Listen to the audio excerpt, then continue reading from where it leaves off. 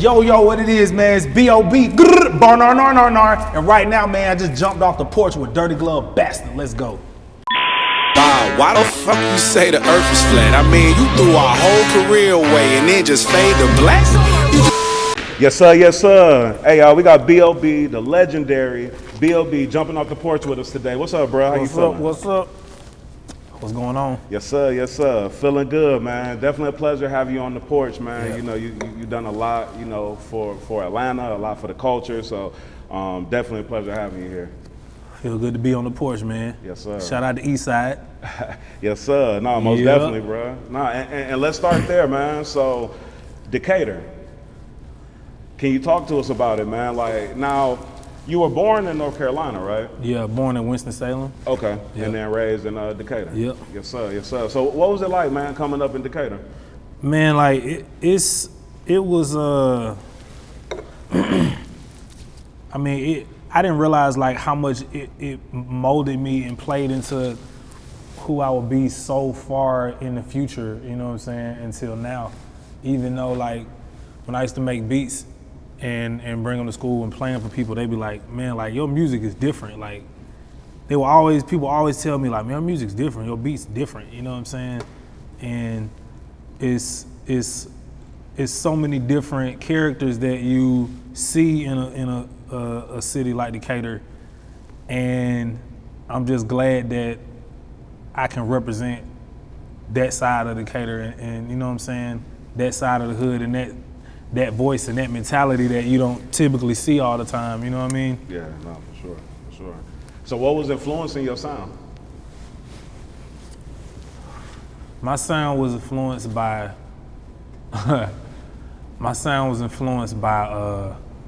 Maceo, Crime Mob,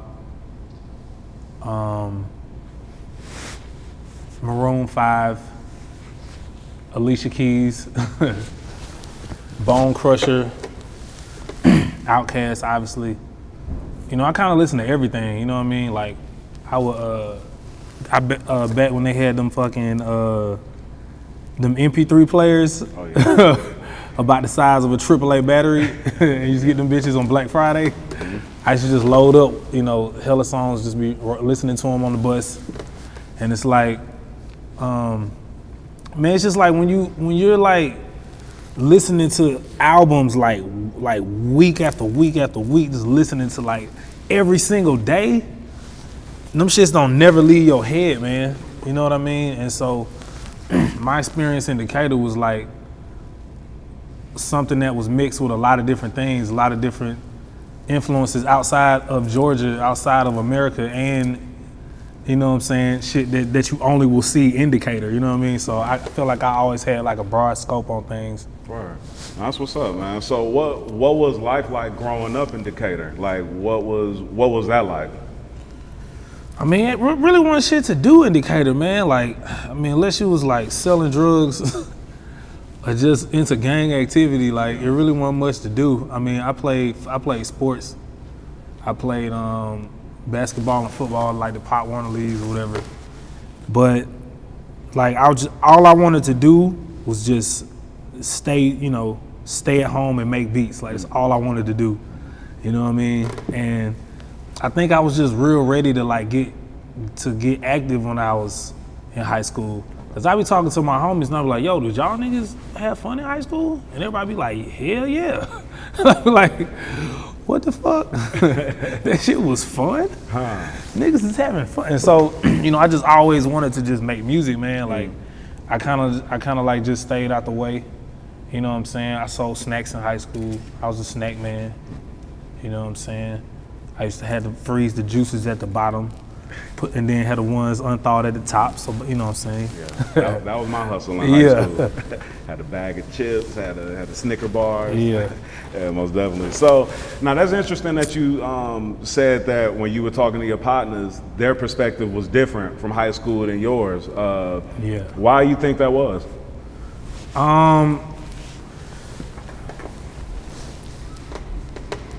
Like, why weren't you having fun in high school? What was it about it? I mean, I think it was fun, like, skipping high school. Like, we would go to school just to skip school. But like, I don't know, man. Like I used to bring rap books in class, and I used to write my lyrics down in these notebooks, and the teachers would take all my notebooks, and I just kept going to Walmart buying more notebooks, and I filled up their desk at the end of the year. Wow. They had to give me my notebooks back. Bro, it was crazy, man. Nah, that's crazy. Now, did you get your first record deal while you were in high school? Yeah, I was 17. Okay. Which is wild. Nah, and I bet that definitely took some of the motivation away to want to go to school. You gotta. Oh yeah, man. Like I tried to finish my. I tried to finish it out, man, but they didn't have any programs for like rappers. They didn't have any outreach community programs for niggas getting signed at 17. So, yo, I remember I used to fly. I was flying out to LA on. This was back. I don't know what airline this was. They had the colorful ass seats and shit. But like this was back when they wouldn't oversell the plane. So you get on the plane, it'd be like empty as fuck. Like, and I'm just on that bitch just sleep. You know, it's got the whole row like. Yeah. What you was flying like to the labels, like having meetings and stuff like that? Sessions, work with producers.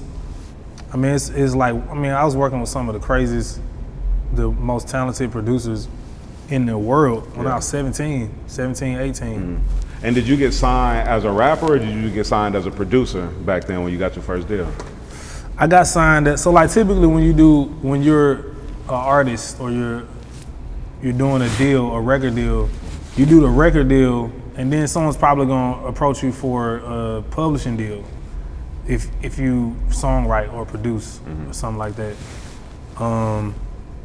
And so, even if you don't, you an artist, so someone's gonna make money.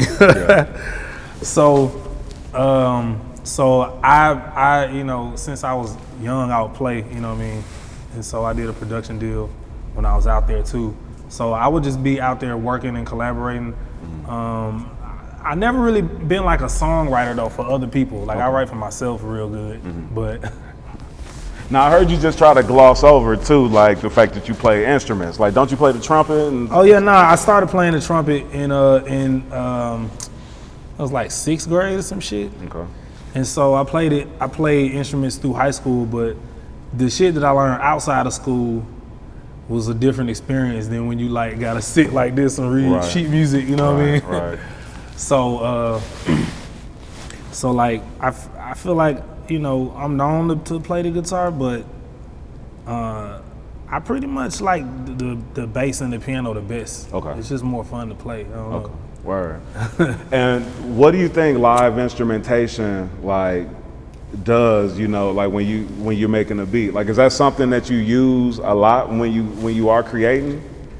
Yeah, like it's just like when you're making music with live instruments, you gotta like get out of the mindset that like you're playing an instrument. You gotta just be having fun with that shit. Like, and just make that shit do what you wanted to do. You know what I mean?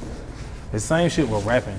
Yeah. I feel like sometimes as artists, we can go into the studio and feel like we need to be a rapper. Like, you know what I'm saying? Like, you're supposed to just say what you want to say, you know what I'm saying? Yeah. On some fly shit. You ain't supposed to be thinking like, I wrote y'all a rap and then I'm trying to say that this type of shit happens every day. You know what I mean? Yeah. You should go in, like, folks should go in there as an artist and be willing to express, your art, and then, you know what I mean? Like, yeah. It should be more on that tip than the, but the ego, play into it a lot. So yeah, man. Like, I feel like it's more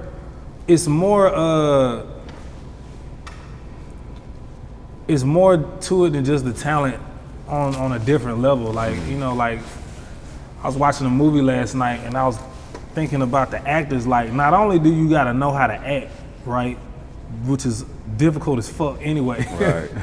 But you gotta act like there's not a fucking camera in front of you while you're doing that shit. Right. And so it's like, I feel like it could be potentially difficult to really just go in the studio and just like really just be vulnerably yourself, you know what I mean? And not think about like And it ain't even always like about, being yourself. Sometimes you be anxious. Like I remember I used to record music like before all the algorithms and shadow band shit. Like I record a song in a day and put that shit out that night and have like 1 million views on the shit. Like just the anxiety to want to hurry up and do some shit is something, you know what I mean, to kind of master. So, Nah, that's what's up. Now, speaking on like producing, before you even got your deal, you was already like selling beats too, right? Like I sold my first beat when I was 15. Okay. To Atlantic Records actually. For City Boy, he had a song called Cookie Man. Okay, yeah. I'm the Cookie Man. Yo, that shit was hard. That's what's up. And so like was getting like introduced into like the industry that early, like did that prepare you for when you got your deal? Like were you kind of already prepared for what was coming, dealing with labels and things like that, or was that even a different milestone when you got into it? if you learn, if you got a lot of shit coming your way early, and you want to learn about the business, then you can benefit from it, and it's something to learn. But I don't think a lot of 15-year-olds would be like real. I mean, from the time period I'm in, like, if I had like, if I could tell all the artists about the business, I would. You know what I'm saying? Like, just to prepare people for like things that you should look out for and shit that you could do to set you up for the rest of your life. Right, for sure. I mean, even thinking about like back then, we didn't have even platforms like this where a cat like you could talk, to an audience of people that's coming up where you can share game, with these folks. That is true. You know what I mean? We were just looking at the video like, all right, what do I do? All right, do this. Like, okay, all right, got it. Like, Like we didn't really get too much of a chance to see that behind the scenes. And when we did, even that was kind of constructed for us because like your MTV behind the scenes of a video, I mean, they're gonna show us it's the production itself too. You know what I mean? So they're not gonna really show you the good, the bad, the ugly that's really happening, behind the scenes, or the things that, that we might see like actually being in it. So when would you say that you jumped off the porch?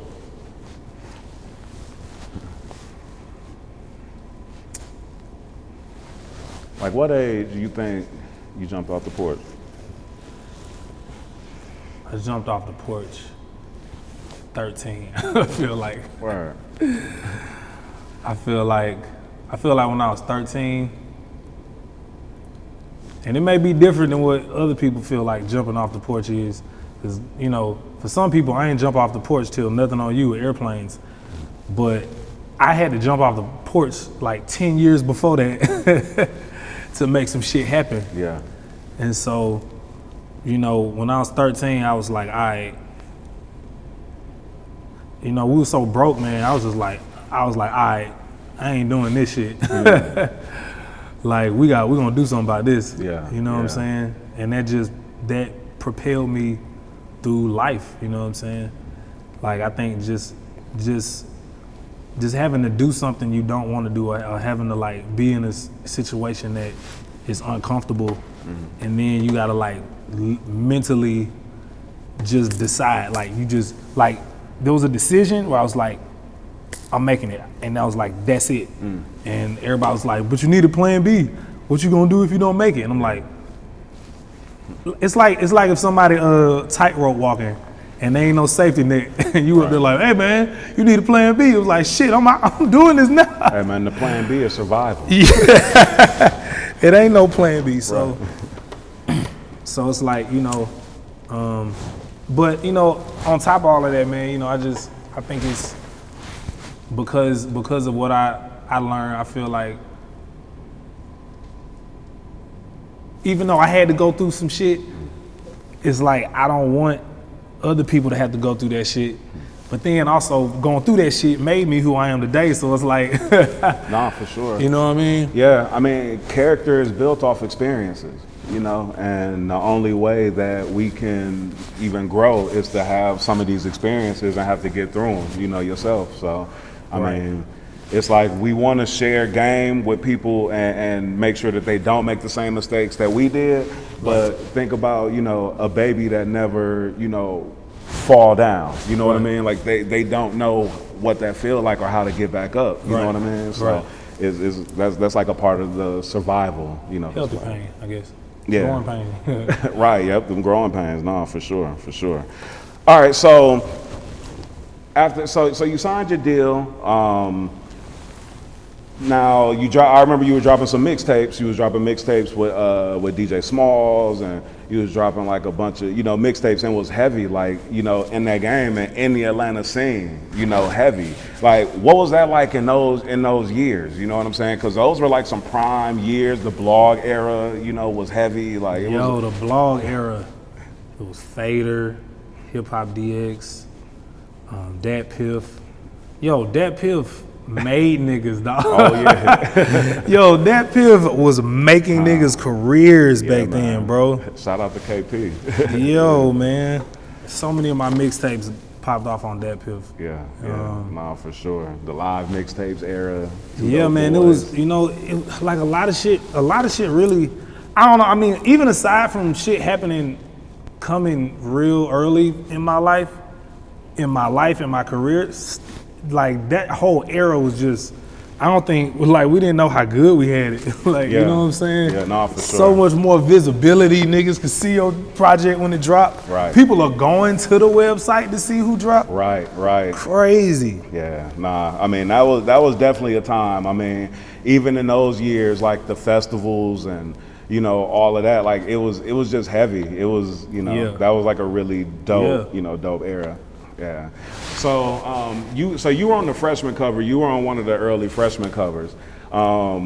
Recently, 21 Savage said that you know, he would dust anybody in his freshman class in a versus. Is there anybody in your freshman class that you would want to do a versus with if you could? Damn. You know, we was actually supposed to do, I don't know, I guess maybe like, first of all, for the record, I wouldn't do a versus. I'm just gonna entertain this for the question. Okay. But I feel like me and Kid Cudi could probably do a cool versus. He got some slaps. Oh yeah. But the interesting thing is, we were supposed to do an All City Chess Club with Lupe Fiasco. That it was like a group. It was like Lupe, Pharrell, Asher Roth, Charles Hamilton, me, Wale, Big Sean. Man, who I'm missing? But it was like 10 niggas. And this shit was finna be, we had already started recording music. But I think it's just too many artists. Yeah. And then niggas start blowing up and shit. Niggas was traveling. Oh yeah. Nah, hard. It's like if y'all could have caught that right in that pocket, would have been good, but everybody started getting motion. We could have had a run with that one. Yeah, no, for sure. So when you signed your deal with Atlantic, your first single was with Bruno Mars, and I mean, I think that like it exceeded, I think, like all expectations. You know what I mean? And I mean, it was a huge breakout. What was that like coming from being revered, like in that underground lane, and you know, pushing heavy within that realm, but then catapulting with this huge single? What was that like? Shit was a roller coaster ride. I mean, it's a constant roller coaster ride. You just get used to roller coasters. But you know, the success of the record.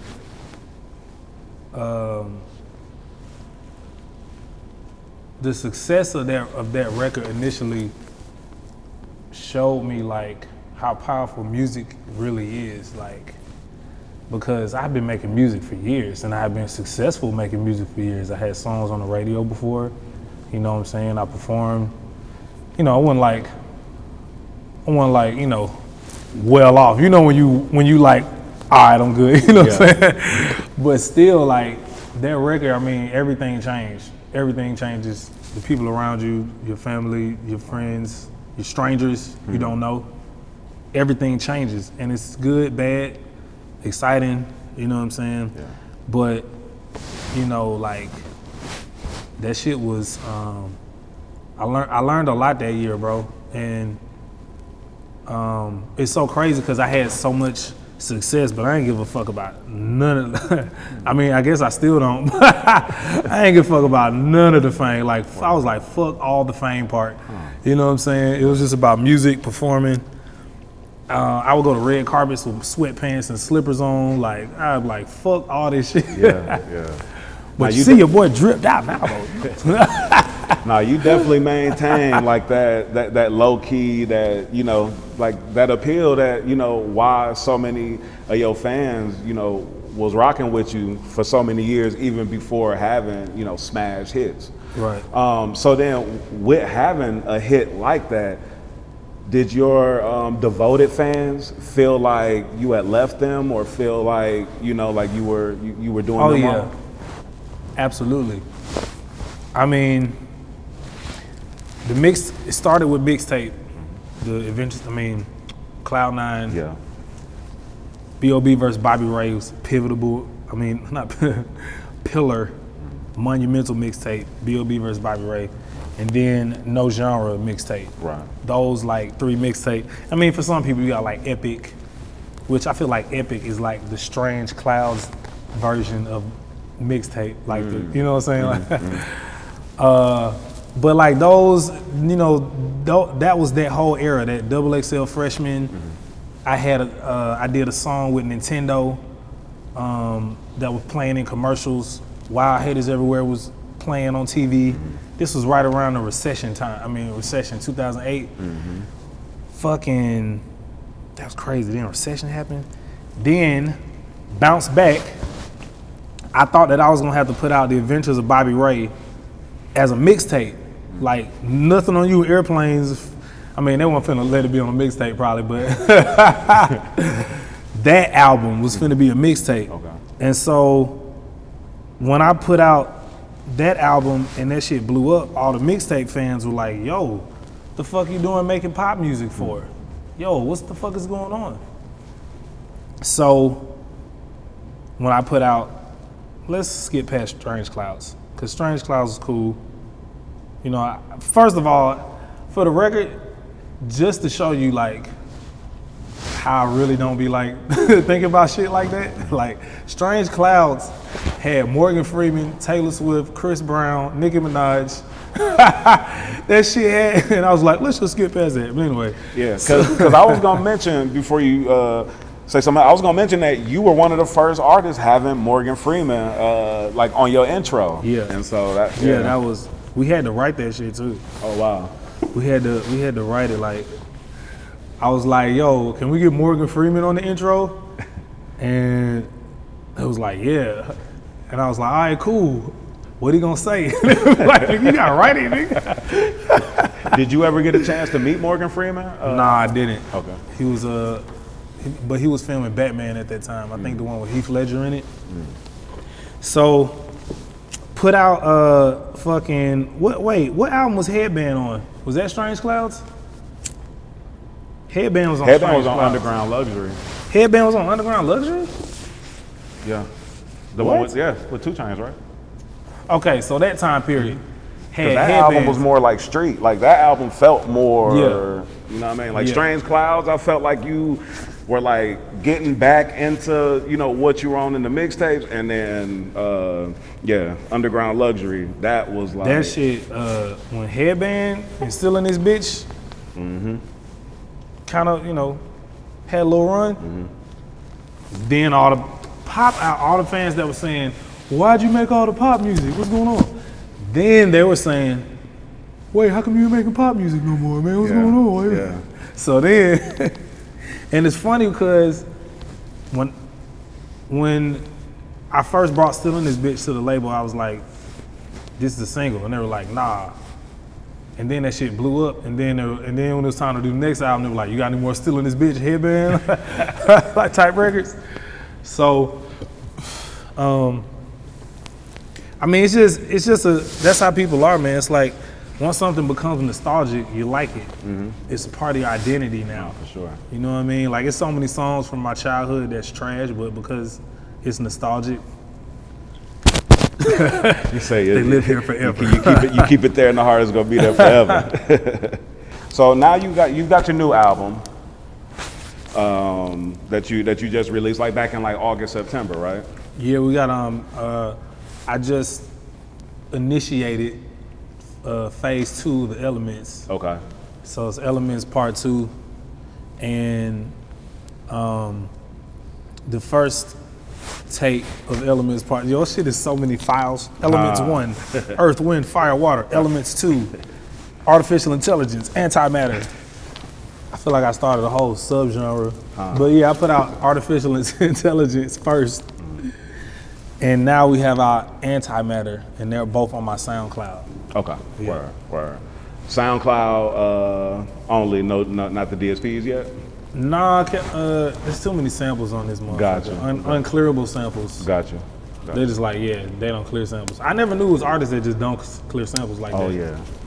Because some people are just like, they'll just release it and they just like, hey, come find me, you know? Like artists from like that's what I was doing. Like, hey, just come That's what find I was doing. I was like, just come find me, bro. I'm not, y'all gonna have to spend that back. That's why, and then they charge you more too if you do that. They charge you twice as much. Oh yeah, for sure. Because now you don't have a choice. Because it's either you pay them or hey, you got to stop everything. Yo, I skated by with so many samples. Yeah. I don't think people really don't come for you with samples unless it's making money. If it ain't making no money, they really don't care. Yeah. Unless it's fucking the algorithms on unless you go live.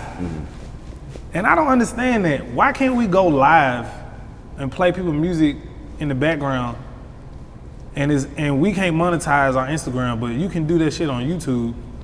Yeah, it's interesting, like how each platform got their own loopholes and red tape as to why you can and can't do whatever you can like, do. are they making money off my lives? But you know, that's why I feel like a lot of artists want to remain independent, is to not, you know, in some cases not deal with those issues, but then even though it's gonna come back around to you, you know, because at the end of the day, if you post something that's sample, you release something that's sample, it's gonna come back around. But you know, like how they say, like, ignorance is bliss. Yeah. You know, like folks just release something and, you know, want to release it and just not even think about that a sample's there. You know what I'm saying? And just, I feel like the word independent is just a word, like, yeah. cause you're not really independent, like. Especially the way that it is now, because you will be independent, Right. but your distribution company is basically running under the same system of a UMG Right. or a Sony or somebody Right. like that. So, no, I know what you mean. I know what you mean. It's like you gotta have so many people. But I guess independent is just you putting your money up and the label not. That's what independent means. So- It means you're paying first. Right. You paying that first. All right. So man, there's a lot of, you know, controversy going on right now with Kanye, Kyrie Irving, and you know, some of the different topics that they've been talking about and them being deemed as anti-Semitic and, you know, things like that. I know that you had a similar situation or battle, you know what I mean, Right. that you had been dealing with, you know, because of tweeting, you know, that the earth was flat and Right. things like that. Can you kind of talk about, like, I mean, just, you know, with what these guys are going through right now, and then like, well, no, I want to ask you this better. Can you talk about like censorship and freedom of speech and non-freedom of speech? Because what is freedom of speech if, you know, we're going to be ostracized if we express opinions and things like that? Well, I mean, I feel like, you know, socially, you always have this like out of bounds or off limits area of discussion. And especially when you're an artist, you know what I'm saying? You have a lot more eyes on you. And, you know, I feel like you really have to articulate yourself well, you know what I'm saying, when you're talking about certain shit. I feel like nobody should be afraid to talk about something, especially if you just, you know what I'm saying, innocently trying to understand something or trying to gain a higher understanding, I guess. And, you know, I saw some people tweeting some stuff about like, you know, anti-Semitism and, you know, like them feeling like, you know, to be honest, I'm a little ignorant about certain things. Like, I don't know, you know what I'm saying? Like, I don't know if Jewish people, if it's a religion or if it's a race, like, I don't even know. I'm scared to ask, you know what I'm saying? Like, I'm just like, just shut the fuck up, you know what I'm saying? And so I just feel like everything is so like wild these days, man. Like the bar for like just absolute insane behavior is so low. Like, you know, people just doing anything, you know what I'm saying? So it's just a wild time anyway, man. It's like, I feel like, you know, I saw Wiz Khalifa tweet some shit. He was like, man, I'm tired of talking about everybody. Let's just smoke some weed. And it's like, you know, a nigga like me, I've been talking about so many things in my songs for so many years. Like, it's damn near been a decade, almost, you know what I'm saying? And to see like people, all of the things that I talk about now play out on the grand world scale where now everybody's talking about it. And when I was talking about it wasn't really the thing to do, you know what I'm saying? Like, you really like could throw your career in the blender with that type of information, you know what I'm saying? And so, you know, now is not so much of a like sensitive subject or a sensitive topic to talk about certain things that, you know, that we don't really know how people feel. Like, you know, certain places, I remember when I saw the movie Get Out, I was scared to go over the houses of white folks. I was like, yo, I don't know them. Like, you know what I'm saying? Like, but it's just, you know, that's the thing when you have a question mark in your mind about something, you really don't know. And if you don't know, you know what I'm saying, you have to find out or just shut the fuck up, you know what I'm saying? Right. And I'm the type of nigga that like to find out shit. No, for sure, for sure. You know what I mean? Being inquisitive is always a good trait. I mean, because you're always able to expand on your perspective and, you know, things like that. It's a shame that, you know, when you do step out and challenge like the norms of what, you know, society is telling us how to think, that in these extreme cases, and I mean, I'll say that this is on black people more than any other race. Like when we say things that are critical or do things that are critical, make a mistake, that mistake is so big, you know, that or it's looked at as being so big, and like the consequences that are, you know, brought onto us are like so harsh, you know. Right. And so, and that's why I even said, like, you know, freedom of speech, but then the non-freedom of speech, because if you're gonna lose endorsements and, you know, things like that because of, you know, right. And it's like, expressing right, an opinion. it's like you could definitely, I mean, you know, and that's the thing about me being an artist, man, because, you know, you could go two different ways about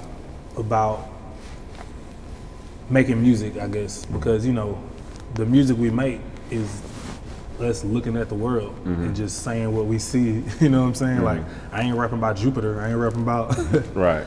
Nebulon 7, like, I'm rapping about today's world. And the thing that I always recognize is that, like, damn, man, like, the more people just repeat shit, the more that shit happens. But then again, it's like, motherfucker, you could tell there's like people that don't know what's happening, so you like, well, let me say what's happening. So then, but then it's like, are you creating it or are you bringing awareness to it? You know what I'm saying? You always had that like that line. Yeah. And so,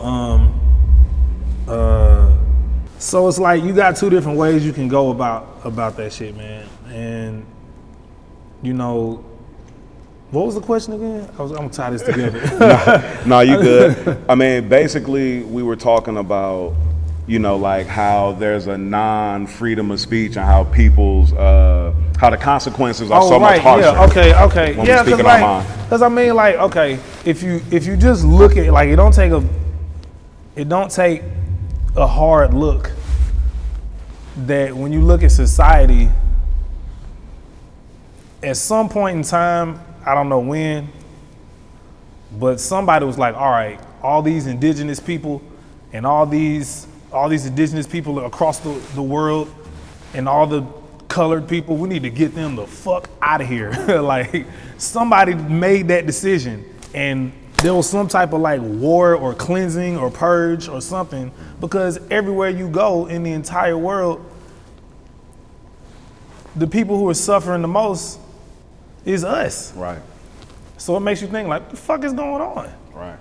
And it's like, I think it's kind of like a Stockholm syndrome, because it's like, why is it so normal? Like, why is it so just like, not why? Like, that shit doesn't, like, I've never stopped. Like, since I was a kid and I knew how unfair, I remember when it happened, when I was like, when the concept of racism entered my head was the O.J. Simpson trial, because I was just a kid in school playing, all my friends, and then when that trial came out, it caused the division between the white and the black students, and I was like, oh shit, this shit is, you know what I'm saying? Like, that's from watching the screen. And then you gotta think too, we're 9 years old.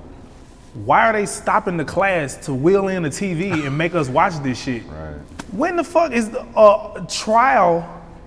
Yeah, you know what I'm saying? crazy. That's crazy. Yeah. But then when 9/11 happened, they said don't turn on the TV. Right. So it's like they're literally programming us to behave a certain type of way. And so, you know, and that's the other side of it, because you see all the shit that goes on in the world, you know it's fucked up, and you know it's bullshit, and you want to do something about it. But then also you understand that there's a power in not giving it power to whatever degree you decide that to be. You know what I'm saying? Right. Yeah, no, that's crazy, man. So, do you still feel that the Earth is flat? Do you still roll with that theory? You know, I don't even want to pick a side anymore. You know what I'm saying? Yeah.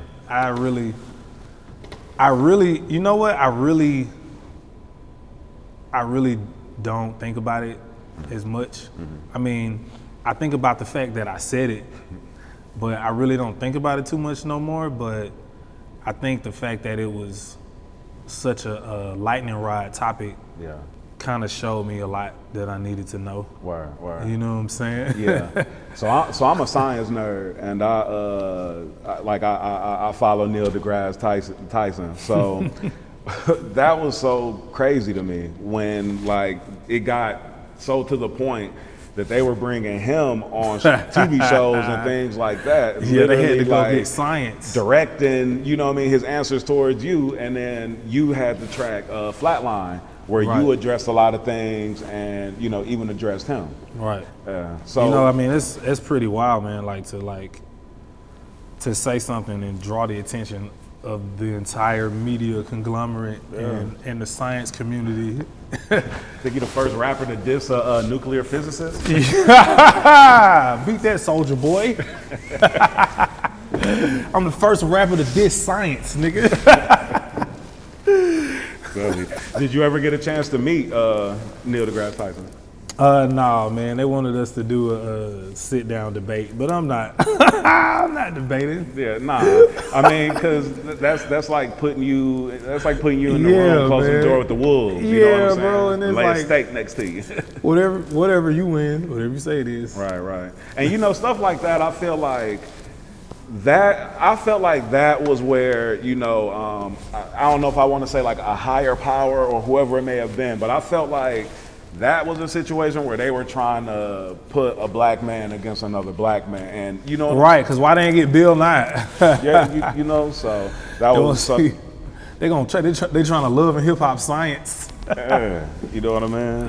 So, all right, so now fast forward with, you know what I'm saying, you just released this TED Talk music video, and you know, talked about some of those subjects and even tapped into just some of the questions that people been asking, you know what I mean? Like about you and, you know, where you been and, you know, this and that. So that song, I really rock with it because, like, I like the spoken word aspect of it, you know what I'm saying? And I remember that style from, like, some of your earlier music, too, so I was rocking with that on that song. But can you talk about, like, you know, when you made that song and then the visual as well, because it's really creative?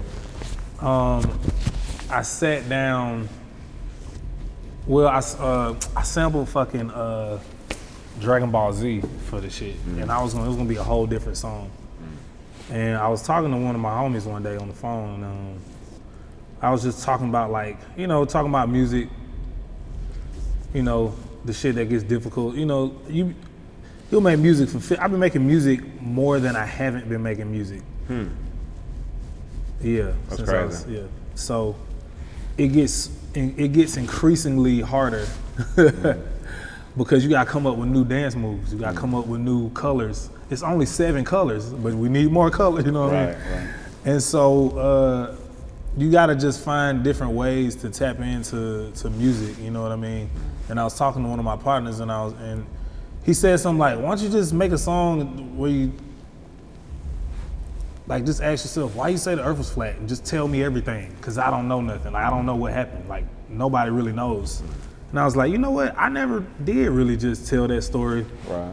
So I sat down and wrote this shit in one sitting, like front to back, straight. I think it took me like a couple hours.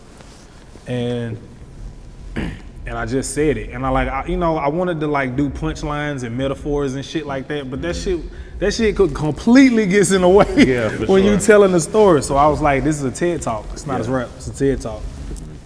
Nah, that's real, that's real.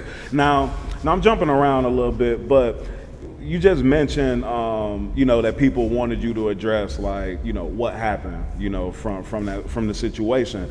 Can you kind of talk about that here in terms of, you know, after kind of the backlash of your statements and things like that? Like, how did that affect, you know, touring? How did that affect, were you still signed at the time? Yeah. Okay, so yeah, how did that affect, you know, like, everything with your career? Yo.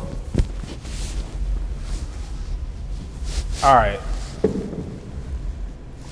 When the whole, like, flat earth shit blew up, my Twitter was getting notifications so fast it was glitching. Like, it was like freezing up and making my whole phone freeze. Wow. I'm not gonna, one of my family members came over my house and cried. Wow. Some people were mad at me, like, people at radio stations was, like, going on air, like, cussing me out. I was trying to go on tour in that same year, and certain venues were like, well, I don't know about him performing here. Like, he's been making statements about the earth being flat. And I'm like, what the fuck does that have to do with me doing a show? Like, the outrage was incredible. It's crazy. And I remember someone that works with the Atlanta Braves. They called my manager at the time and they were like, yo, how the fuck did y'all do this? This is the most press covered event of 2016. Wow. Did y'all do this on purpose? And I was like, no. That's crazy. And you know, it was just pretty wild, man. And, you know, I remember when I went to my label and sat down, and there was just this big dark cloud over the meeting. And they were just like, why did you say that? Like, why did you do that? Like, the shame and utter disappointment. And I remember I felt that same way when I was in 3rd grade, and I drew a picture of 2 people coupling. And they brought me to the office and she told me to hold my head down in shame. And it's like, damn. I guess like what did I do? I ain't even fuck yet. I just drew some shit because I was like, this shit looks. I was like, y'all, I saw some shit. I gotta draw what I saw. Cause I don't know what this is, but people was doing it, and it looked like they was having fun. I drew the people with smiley faces, you know, and the smile go away. That's funny. Yo, and so you know what I'm saying. So it's like, you know, getting older, like I get, you know, the disappointment when a kid, you know, is being, you want to steer him in the right direction. But in this scenario, as an adult, I'm like, yo, I've never experienced somebody like shaming me like since I was a child. So as an adult, it's like, yo, y'all nigga, like that shit, that was weird. You know what I'm saying? I would have, and that's the overall arcing point is that I was ignorant to how people felt about planet Earth and all of the celestial bodies. If I would have known, I probably would have kept it to myself. And I'm pretty sure there are people that have lots of things that they probably want to say, you know, to different people, to white people, black people. I know when I'm drunk and I'm around white people, all I want to do is talk to them and be like, yo, I want to know more about y'all because I gotta know. You know what I'm saying? What's the secret? What's the secret? And so, but it's like, you know, you always test the waters when you're doing that, when you're speaking about things that you don't know about, and you really, you know, and I just feel like it's a learning experience, and I'm one of the people, I'm not really afraid to like test those waters, but you know, I think I'm more so interested in doing that like in you know, not on social media. For sure. You know what I'm saying? For sure. Find your own forums, own circles of people to build with, you know, on these different theories and plans and, you know. Because I talk to all races of people, man. I really try to educate myself on things. I just don't try to, you know, I don't just look at it and be like, well, I ain't doing what I'm doing. You know what I'm saying? And I learned a lot of shit, bro, like about how people feel about their cultures, you know what I'm saying? Like it's, I think like for me, you know, the identity of black people in America right now is a very young identity, you know what I'm saying? It hasn't been around for forever. Right. So it's like, we don't really, rap music is really all we have, like rap and basketball, and you know what I'm saying? Now people are embracing the alternative black side of ourselves. Yeah. You know, the anime crowd and the, you know, that entire world, and it's like, you know, all the punk rockers and, you know what I mean?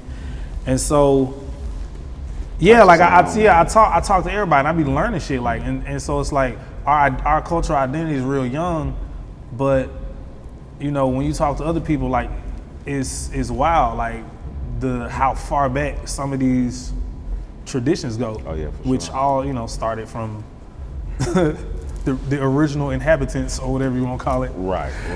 And so, but at the end of the day, man, it's like, you know, I heard they were doing like some carbon dating with not carbon dating, but they were like timing, however they tell how old something is. Okay, yeah. They did that to the pyramids, and apparently the pyramids are even older than the Egyptians. So what if someone gave them the pyramids, you know what I'm saying? Right. But does it mean that like one or the other should be disrespected because they did it, you know what I mean? Right. So it's like, I feel like, I just feel like, you know, everybody has a, you know, some type of validity to how they are, but you know, I feel like, you know, having a platform and a voice, I just kind of felt like it would be wrong for me to not say something or to address something. For sure. You know what I mean? Like, I'm cut from the type of cloth that's like that. Like, I remember when I was a kid, there was, a couple fighting in the street, and my dad stopped the car and got out and said, "Get your hands off that woman!" Yeah. You know what I'm saying? Like now in 2022, you might get shot for doing that. Right. But you know, like that was the type of person I am. Like, I remember when I was a kid in kindergarten, it was a girl, this dude bullying this girl, and I went and got him off of her, and I just, you know, just that feeling of doing that, you know what I'm saying? Like stuck with me for life. Yeah, I mean because you feel like a man. Like I did. Yeah, something like you feel fulfilled as a man. Yeah, it's like the superhero story. Yeah. You know what I mean? Yeah. Now let me ask you this: with dealing with the backlash and doors being closed, in your face and things like that, were there moments or like things that you were surprised by when when it was happening, like or certain people maybe where you were like, damn, like you too? Like, Oh yeah, I mean, like people turned on me, and I'm like, damn, like it's just it's like I feel like it's easy for us as people to just follow rules blindly. I mean, even me, like everybody, because it's like there are certain religions that believe in all different types of things. Like I remember when I was in school, it was a Jewish girl and a Christian girl arguing about their different religions. And one was like, well, how you believe a girl got pregnant without sex? And they're like, well, how you believe there's no whatever, you know what I mean? And I'm listening to both, like, wow, you're both making valid points, you know what I mean? So it's like, but if somebody had an opinion about the sky being purple or blue, like imagine you like turning against somebody because they believe something different, you know what I mean? It kind of felt like something I thought we all learned in elementary school. Right. And I was like, damn, like, is this serious what I believe in? Yeah, and it's crazy how like even from being that young and then all the way to us being adults, and I mean everything from religion, politics, all of that, I mean it keeps us divided, Yeah, it does, bro. I mean it's designed to be that way, you know what I'm saying? But I guess,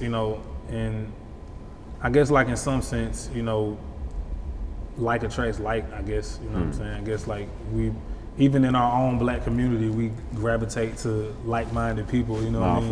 For sure. Cause boy, I'm just trying to chill, man. I can dig it. Stay out the way. You ever see too many niggas together and be like, yo, that's unsafe. For sure. It should not be there. For sure. I moved dolo, so I see like, about, I'm holler at y'all, bro. I see more than 2, 3. I'm out. I'm out.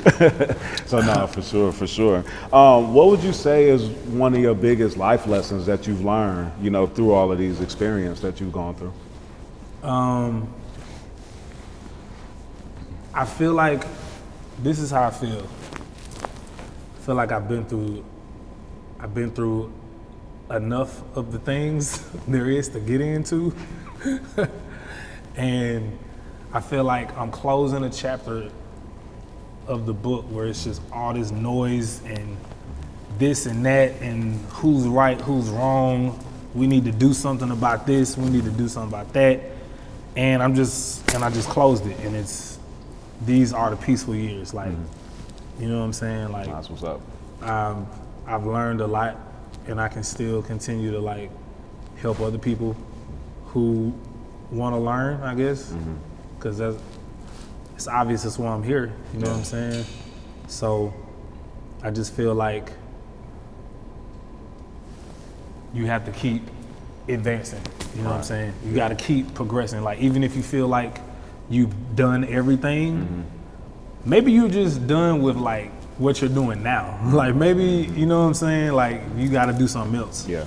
And all last year I just been really just pushing myself, and things have been pushing me to do other shit, like get into other things and like just grow. You know what I'm saying? You got to grow. Right. Nah, that's what's up. That's what's up. And you just came off tour. Just came off tour. Yeah. How was that? Man, that road is rough. That road is rougher than before pandemic, man. I'll tell you that much. That shit is, woo. What's the difference? Do you think it's just the time taken away, like with the pandemic and just not being on the road as much, or is the dynamic of the road just a different beast? Yo, being on the road used to be expensive, but it's even more expensive. Certain artists have to cancel their tours because like big artists because it's so expensive. Yeah. Like I saw Santa Gold had to cancel her tour. I love Santa Gold. I will go see a Santa Gold show. Yeah, for sure. You know what I'm saying? Like, and it's artists that I made songs with and I toured with, and I will still go see them live and support. So that was sad hearing that, man. Like, damn. And I'm here to tell you today, this shit is hard. Word. Expensive. What was your favorite city? What was the standout? What were some standout cities? The Northwest was exceptionally well. Like a lot of sold out shows there. It was real good. Any city where weed was legal was always good. Always a must. And it seemed like it's just a lot of. The good thing is you get to eat all the food. You know what I'm saying? All the different foods you get to eat. Oh yeah. On the road. Oh yeah. But I don't know, man. Like I feel like artists, we gotta like put our heads together, man, and like come up with some new shit to do. Like I don't know, like touring. I don't know. Maybe it'll change. Yeah. Gotta add something to the experience, to the experience, like for the crowd. I feel what you're saying. I like what 85 South Show is doing. Oh yeah. Like they have a band and like being on tour, that's pretty much what most of it is like. You on stage talking shit with the crowd while the band is there. You know, I like 85 South Show too. I like their style, like how, you know, it's like 3 of them and they all bouncing off of each other. Like that's my first time. When I seen those cats, like that's like my first time seeing comedians, you know what I mean? Like up there basically bouncing jokes off of each other like that. Like in unison, you know. It's good, man. It's like it's a, and that's what I'm saying, like artists, we gotta give them something. We can't just do the cookie cut, like, you know, like people don't like rappers like that no more. Like nobody wants to come see you. You gotta give it a show. You gotta do something more. You know what I'm saying? No, most definitely, most definitely. So today they did the memorial for Takeoff, and you know that's been, you know, heavy, you know, here in the city of Atlanta. Can you speak to, you know, the heavy amount of violence that's going on in hip hop, and then especially here in Atlanta right now, because like the state of hip hop seems, you know, it seems to be like at a state of emergency right now. I think it's a part of how young the culture is, you know. And unfortunately, you know, I don't know if like if we just like guns. I mean, I own a lot of guns, you know what I'm saying? But I don't be like into no rah-rah shit, you know what I mean? So I don't know if niggas just like guns or if it's like where we programmed to like guns, you know what I'm saying? Everybody likes guns though, you know what I mean? For the most part, you know what I'm saying? But I think just the way that we deal with, the way that we can't really articulate and we just know how to detonate. You know, I think that's a part of it also, because if it wasn't guns, it'd be swords or knives. You know what I mean? And so, I just think that, you know, hopefully some people will want to learn and, you know, try to inspire somebody to handle situations differently. But I mean, I think also it's so much trauma that's just bred into us genetically. Like it's gonna be a while for niggas get that off them. You know what I mean? Yeah. And you know, it's sort of it's a real, you know, it's something that's very painful to watch. You know what I mean? Like, and also it's a lot of music that some people blame for the behavior. that I love also. I be in the whip bumping that shit like, hell yeah, sweep the street, sweep the street. But then also on the other hand, like I grew up in a very violent, impoverished neighborhood too, but I didn't subscribe to the, you know what I'm saying? Yeah. So it's like sometimes it's like, how much of a choice is it and how much of it is influence? Right. And you know, I will say that like, I remember back when I was like rapping about all the bullshit and like all the shit about the industry and how it's controlled and whatnot. And you know, what I found out is that most people, if they had the chance to join the secret society, so to speak, they would do it. Yeah. So it's like a lot of these, you know, a lot of people, you know, appear to be sad about stuff that's going on, but like they're not gonna change. I mean, they want, you know, some people, this is what they live for. You know what I mean? Yeah. Do you feel like a lot of these things are triggered by the subject matter in the music, like where art is truly imitating life? You know, do you feel that way, or do you feel like it's, you know, from other things? I mean, I'm definitely inspired by music. You know what I'm saying? But I think I've always been inspired by.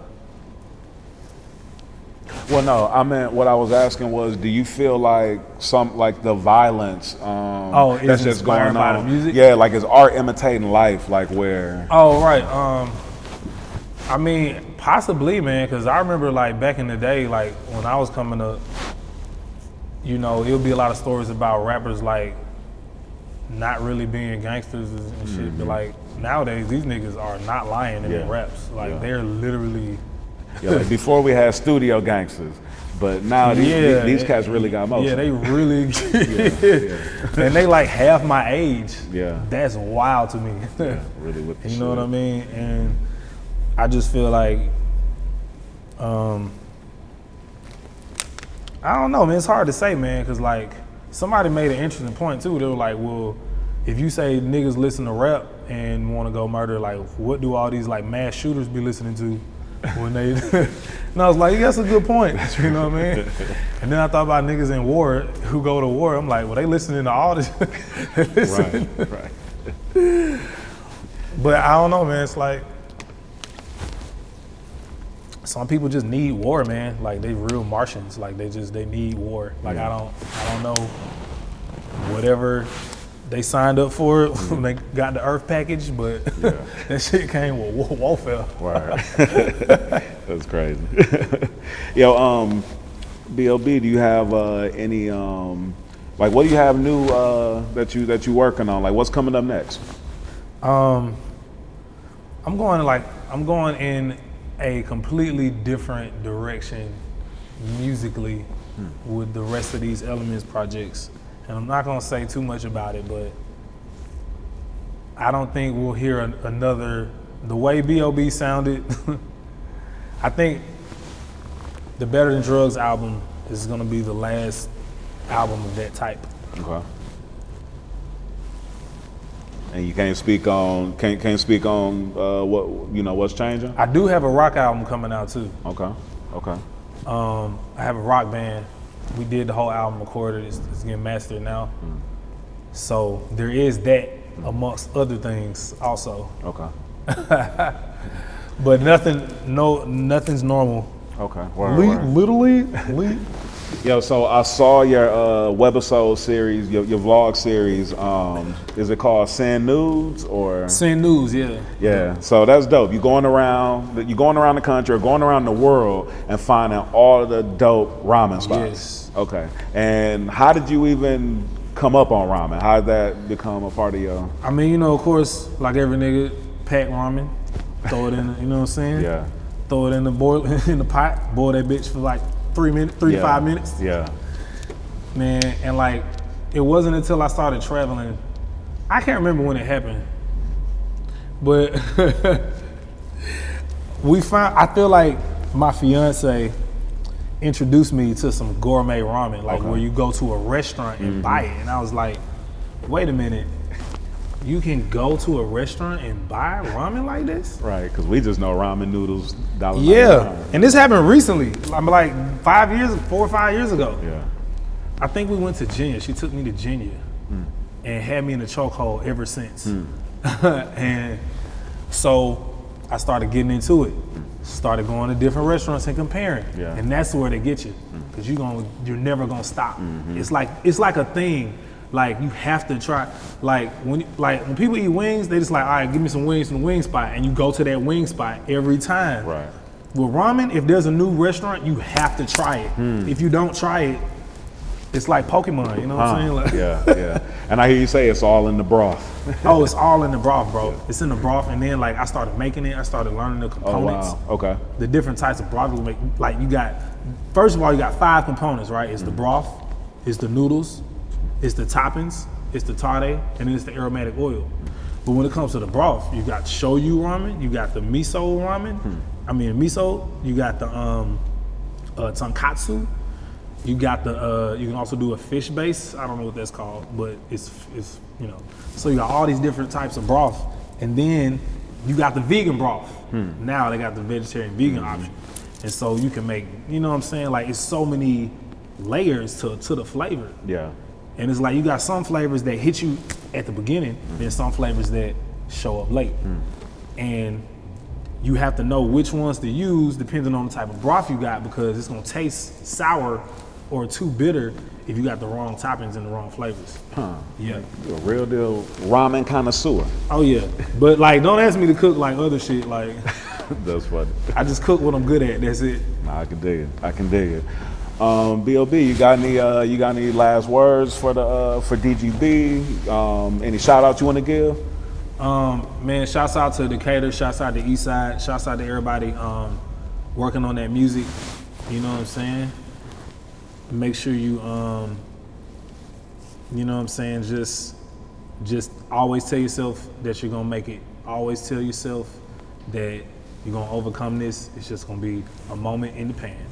And shouts out to all of my fans that have been listening to me since the beginning, or whenever you've started listening to me. You know what I'm saying? I don't really care as long as you're still listening. And then shout out to my team. Shouts out to Hang Dynasty. And shout out to my amazing stylist too that got me this nice ass coat.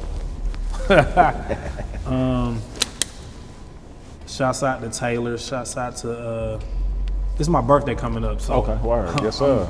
I'm a bask in this moment. Man, do your thing, man. This joint got me high as hell. Happy birthday, bro. Oh yeah, Scorpio season. Shouts out to all the Scorpios too, by the way. And yeah, that's it. I think I got them all. That's what's up, man. Well, B.o.B, appreciate you jumping off the porch with us. Can I jump off the porch? Yeah, absolutely. Shit. Wow, why the fuck you say the earth is flat? I mean, you threw our whole career away and then just fade to black? You just gonna disappear and not address